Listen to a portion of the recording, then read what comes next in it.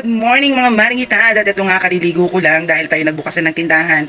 Ganito ang aking routine araw-araw mga mare. Oo. Pagkapasok ni Ilong sa trabaho, so ako naman ay maliligo para magbukas ng tindahan. Pero bago siya umalis, inaayos niya yung mga debote para hindi na ako masyadong mahirapan. So ito yung aking routine araw-araw mga mare. At nagche-check ako kung ano yung mga wala dito sa tindahan ko. So kahapon pinasilip ko na sa inyo yung aking munting maliit na tindahan. So ganito lang yung araw-araw na pamumuhay namin. So masaya at saka walang stressful. So hindi ko kailangang ma-stress, kailangan ko yung talagang may peace of mind ako.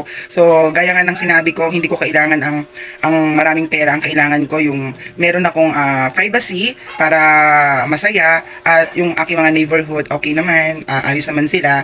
So wala akong dapat ika-problema para sa sarili ko. Ang sa akin lang, kaya ako gumawa ng video ganito. So masaya ako. Masaya ako sa buhay ko kung ano yung natatamasa ko at kung ano yung nakukuha namin sa buhay.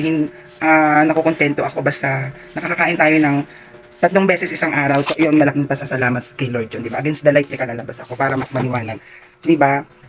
So ayan, nakapagbukas na ako ng tindahan ko mga mare, o diba? Ang aking munting tindahan, ayan siya. Tapos eto, ayan, pwedeng Gcash ang aking tindahan, ayan. Kapag wala kayong cash, pwedeng Gcash. Yan po siya. So konti lang naman ang laman nito mga mare, ayan lang naman. Ayan, pag magpipirito kayo, ayan, may crispy fry tayo. Ayan, common na kasi yan eh. Crispy fry. Mari, may tinda nga rin pala akong bigas mga mare. Ayan, nire-repack na yan ni Ilong. Ayan yung bigas namin. Ayan, meron siyang kalahati, 1 kilo. Yan, nire-repack yan. Ngayon, pag naubos yan, magre-repack na naman, bibili kami. At syempre, meron ako, ayan, mga puro, patis, nasa bote, nasa pouch. At syempre, ito yung aking Lucky Me. Nilalagay ko kasi dito yung Lucky Me mga mare. Ayan. Ayan, ito, para mabilis ko siyang kuha. At may syempre, may timpla akong kape. Ayan.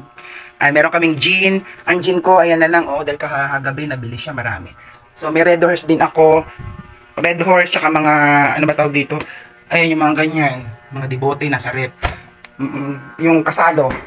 So, yun lang aking pamumuhay dito araw-araw mga mare. So, masaya. Oo, na talagang hawak mo yung oras mo. So, yun lang mga mare. God bless sa inyo. Bye-bye.